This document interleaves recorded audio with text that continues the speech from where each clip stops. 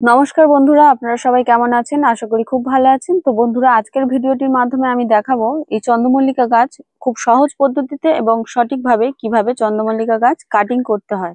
চলুন বন্ধুরা, গাছটি আমি কোথা থেকে ডাল কাটছি সেটা আমি দেখাবো। তো তার আগে একটি কথা, ভিডিওটি কেউ কেটে কেটে দেখবেন না, তাহলে আপনারা কিছু বুঝতে পারবেন না। তো দেখুন, তো সবার আগে যেটি করতে হবে, এরকম ফ্রেশ রোগমুক্ত গাছ বেছে নিতে হবে। তো এরকম গাছ হলে কাটিং এর জন্য খুব ভালো হয়। দেখুন, এই গাছগুলো একদম ফ্রেশ রয়েছে। আপনাদের কাছে ছোট কিংবা বড় যে কোনো গাছ থাকুক না কেন, সেগুলো একটু রোগমুক্ত হলে খুব ভালো হবে কাটিং এর জন্য। তো দেখুন, আমি এই গাছটি কোথা থেকে তো দেখুন, এই গাছটির ঠিক এই পাতার গোড়া থেকে আমি কেটে নেব। একটু বেশি করেই কাটতে হবে যাতে নিচের পাতাগুলোকে কেটে বাদ দেওয়া যায়। তারপর বালিতে বসাবো আমি। তো এইভাবে আমি প্রত্যেকটি ডাল কেটে নেব। দেখুন, আমি এখানে দুটি গাছ কেটে নিয়েছি। আর এই গাছের নিচের দিকের এরকম পাতাগুলোকে একটু কেটে দিতে হবে যাতে বালিতে বসাতে সুবিধা হয়। তো দেখুন, এই গাছের পাতাগুলোকেও আমি কেটে ফেলে দিচ্ছি। এই যে ঠিক এইভাবে আপনারা নিচের পাতাগুলোকে কেটে ফেলবেন। তো এইভাবে আমি একে একে প্রত্যেকটি গাছ কাটিং করে নেব। তো গাছগুলো দেখুন কতটা সতেজ রয়েছে। এরকম রোগমুক্ত গাছ আপনারা বেছে নেবেন। আর এই গাছগুলোকে একটু জলের মধ্যে দিয়ে রাখতে হবে। তো তার আগে আমি এই ডালগুলোকে একটু কেটে নিচ্ছি। দেখুন, প্রত্যেকটি ডাল কেটে নিচ্ছি। এই যে ঠিক কোথা থেকে কাটছি আপনারা একটু ফলো করলে বুঝতে পারবেন। এই যে আমার কাছে বেশ কয়েকটি কালারের গাছ আছে। তো সেগুলোর মধ্যে থেকে আমি কিছু কিছু ভালো ভালো ডাল কাটিং করে নিচ্ছি। আর এই সময়টা একদম কাটিং বসানো একদম সঠিক সময়। যারা যারা এরকম চন্দ্রমল্লিকা গাছ করতে চাইছেন, তারা অবশ্যই এই সময়ে গাছগুলোকে কাটিং করে ফেলুন। দেখুন, এই যে আমি এতগুলো ডাল নিয়ে নিয়েছি। তো এই পাতাগুলোকে আমি এখন ফ্রেশ করে নেব। দেখুন, এই যে প্রত্যেকটি পাতা এরকম নিচের দিকের পাতাগুলোকে আমি কেটে নেব প্রত্যেকটি ডাল থেকে। ঠিক এইভাবে আপনারাও করবেন।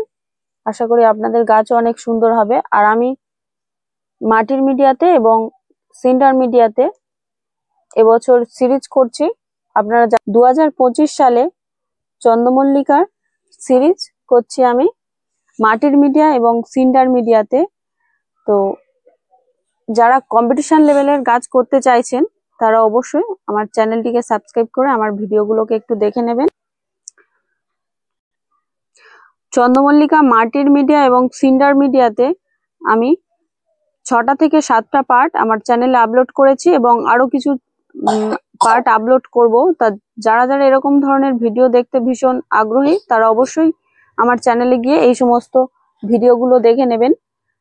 আর এরপরেও আমি যে পার্টগুলো দেব, সেটা আপনাদের কাছে পৌঁছানোর জন্য অবশ্যই আমার চ্যানেলটিকে সাবস্ক্রাইব করে নেবেন যাতে সবার আগে নোটিফিকেশন আপনার কাছে যায়। তো এখন আমি আর এই পাতাগুলো রিফ্রেশ করা হয়ে গিয়েছে, আমি পাতাগুলোকে একটু জলে চুবিয়ে নিচ্ছি। তো চন্দ্রমল্লিকা গাছের কাটিং গুলোকে আমি জলে চুবিয়ে নিয়েছি। এগুলোকে আমি এবার একটা সাইডে রেখে দিচ্ছি। এরপর আমি এই বালিটাকে খুব ভালোভাবে ধুয়ে নেব। দেখুন, এই যে জল দিয়ে একটু ধুয়ে নিচ্ছি। দেখুন বালিটা কতটা নোংরা রয়েছে। পরিষ্কার বালি না হলে কাটিংটা সুন্দর হবে না। তো দেখুন জলটা কতটা নোংরা। এরকম 2-3 বার আমি ধুয়ে নেব, নিলে বালিটা একদম ফ্রেশ হয়ে যাবে। তো তারপর আমি এই টবগুলোতে ভরবো। তো আপনারা ভিডিওটি ভালো করে ফলো করুন, তাহলে বুঝতে পারবেন। আর এবং আপনাদের চন্দ্রমল্লিকার কাটিংও অনেক সুন্দর হবে। দেখুন এরকম নোংরা থাকে বালিতে, আপনারাও বারবার বালিটাকে একদম রিফ্রেশ করে ধুয়ে নেবেন, একদম পরিষ্কার করে নেবেন। এই যে দেখুন আগের থেকে জলটা অনেকটা পরিষ্কার হয়ে যাচ্ছে। তো বালিটাকে আমি এখন ধুয়ে নিয়েছি। এরপর আমি এরকম একটি টবের মধ্যে বালিটাকে ভরবো। দেখুন একটু খোলা কুচি দিয়ে হোলটাকে পূরণ করে দিচ্ছি। তো তারপর এই বালিগুলোকে আমি একটু চেপে চেপে টবের মধ্যে ভরে দিচ্ছি। দেখুন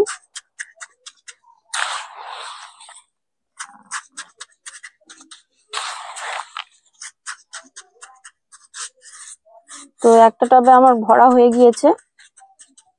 এরপর আমি আরো একটি টবে বালিটাকে ভরে নেব। দেখুন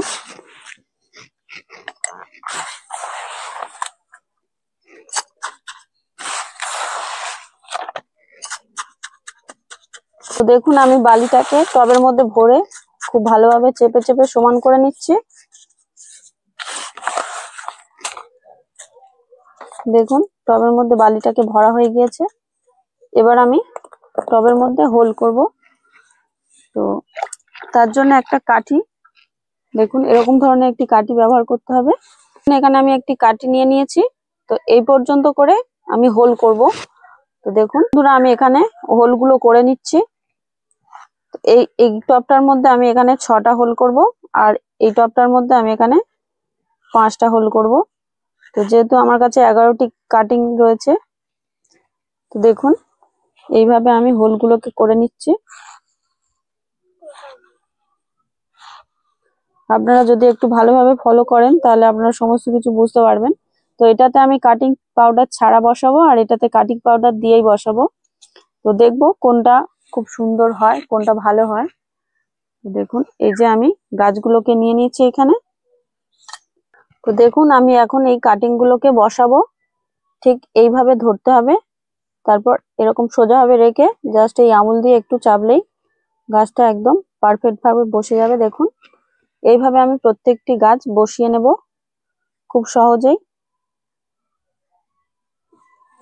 দেখুন এইভাবে আমি একে একে সব গাছগুলোকে বসিয়ে নিচ্ছি। তো এই টবের মধ্যে আমি কোনো রকম কাটিং পাউডার ছাড়া গাছগুলোকে বসাচ্ছি, আর এই টবের মধ্যে কাটিং পাউডার দিয়েই বসাবো। এই বর্ষার সময় কাটিং পাউডার ছাড়া বসালেও গাছ হয়, আর কাটিং পাউডার দিলেও হয়। তো এই দুটি পদ্ধতি আমি আপনাদেরকে দেখিয়ে দিচ্ছি, আপনারা যেটাতে সুবিধা হয় সেটা আপনারা করতে পারেন। তো দেখুন এগুলো আমি কাটিং পাউডার ছাড়া বসিয়ে দিলাম।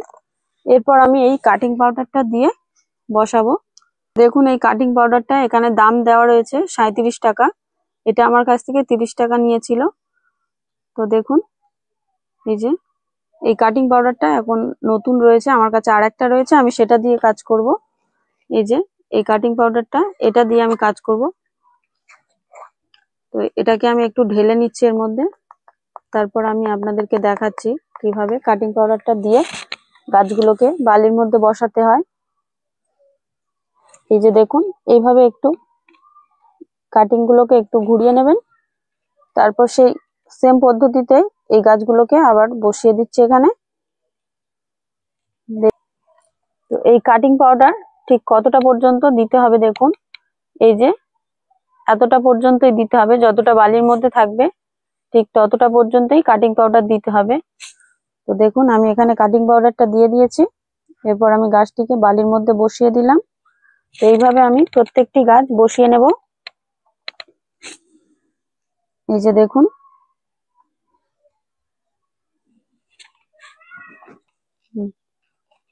এইভাবে আপনারা পুনে ভ্যারাইটিস এবং পমপম ভ্যারাইটিস চন্দ্রমল্লিকা কাটিং করতে পারেন, এবং জায়ান্ট চন্দ্রমল্লিকাও এইভাবে আপনারা করতে পারেন।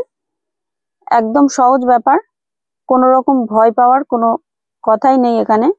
এইভাবে বসালে অবশ্যই খুব তাড়াতাড়ি শিকড় চলে আসবে। তো যেহেতু এখন বর্ষাকাল, কোনো রকম কাটিং পাউডার না দিলেও শিকড় আসে, আর কাটিং পাউডার দিলেও আসে। তো দেখবো কোনটার রেজাল্ট খুব ভালো হয় আর কোনটা তাড়াতাড়ি রুট আসে। তো দেখুন বন্ধুরা আমার এই চন্দ্রমল্লিকার কাটিং গুলো বালিতে বসানো হয়ে গিয়েছে। তো এটা আমি কাটিং পাউডার দিয়ে বসিয়েছি, আর এটা কাটিং পাউডার ছাড়া বসিয়ে। এই গাছগুলোতে 7-8 দিনের মধ্যে শিকড় চলে আসবে। তো এই 7-8 দিন কি কি পরিচর্যা করতে হবে, তেমন কোনো কিছু না, সেফ কলের জল কিংবা পুকুরের জল দিয়ে এরকম আপনারা স্প্রে করে দেবেন। দেখুন আমি কিভাবে স্প্রেটা করছি, ঠিক এইভাবে আপনারা সকাল 7টার দিকে স্প্রে করে দেবেন এই 7-8 দিন। আর গাছগুলোকে শেডের নিচে রাখতে হবে, শেডের নিচে রাখলে ভালো। আর যদি না পারেন, যদি বাইরে রাখেন, বাইরে রাখলে কি হয়, বর্ষার সময় তো ফাঙ্গাস লেগে দেওয়ার চান্স থেকে যায়। আর এমন জায়গায় রাখতে হবে গাছগুলোকে যেখানে আধো আলো পায় এবং আধো ছাওয়া থাকে, সেরকম জায়গায় গাছগুলোকে রাখলে খুব তাড়াতাড়ি শিকড় চলে আসবে এবং গাছগুলো ফাঙ্গাস মুক্ত থাকবে। তো 7-8 দিন পরে রুটগুলো কেমন হলো সেটা আমি আপনাদেরকে এই ভিডিওটির মাধ্যমে দেখাবো। তো 9 দিন পরে চলে এসেছি, এখন দেখবো কোন গাছটাতে বেশি রুট এসেছে। এটা আমি কাটিং পাউডার ছাড়া বসিয়েছিলাম আর এটা কাটিং পাউডার দিয়ে বসিয়েছিলাম। এখানে 6টা গাছ রয়েছে। তো এখন আমি তুলবো, তো তার আগে আমি একটু জল দিয়ে দিই। তো শিকড়গুলো দেখুন, এগুলো আমি কাটিং পাউডার ছাড়া বসিয়েছিলাম, বেশ ভালোই শিকড় এসেছে।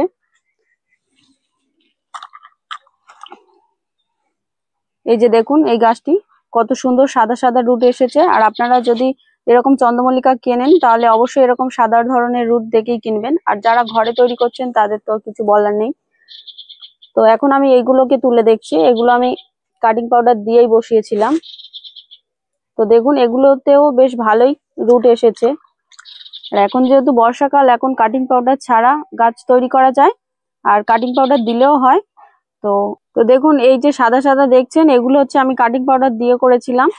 আর এই যে এগুলো আমি কাটিং পাউডার ছাড়া বসিয়েছিলাম। তো দুটো আমি দেখলাম পরীক্ষা করে, দুটোতেই ভালোই শিকড় আসে। তবে যেগুলো কাটিং পাউডার দিয়েছি সেগুলোতে তাড়াতাড়ি আসে, আর যেগুলো কাটিং পাউডার দেওয়া নেই সেগুলো একটু দেরি করে আসে। তবে দুটোই ভালো শিকড় এসেছে আর দুটোই ভালো গাছ হয়। তো এই দুটোর মধ্যে আপনারা যেটা খুশি পদ্ধতিতে গাছ করে আমি যা দেখলাম, দুটোতেই ভালোই রুট এসেছে। তবে আমি যেটা কাটিং পাউডার দিয়ে করেছি সেটাতে তাড়াতাড়ি রুট এসেছে, আর যেটা কাটিং পাউডার দিইনি সেটা একটু দেরি করে এসেছে। তবে দুটোতেই কাটিং খুব সুন্দর হয়েছে। তো এই দুটোর মধ্যে আপনারা যে কোনো একটি পদ্ধতি বেছে নিতে পারেন। আর আজকের এই ভিডিওটি যদি আপনাদের কারোর কোনো কাজে লেগে থাকে, যদি ভালো লেগে থাকে, তাহলে একটি লাইক করবেন। আর চ্যানেলে নতুন হলে একটি সাবস্ক্রাইব করবেন, কারণ আমি এরকম ধরনের নতুন নতুন গাছের ভিডিও আপলোড করে থাকি। আর এই ছিল আজকের ভিডিওটি শেষ পর্যন্ত দেখার জন্য আপনাদেরকে অসংখ্য অসংখ্য ধন্যবাদ।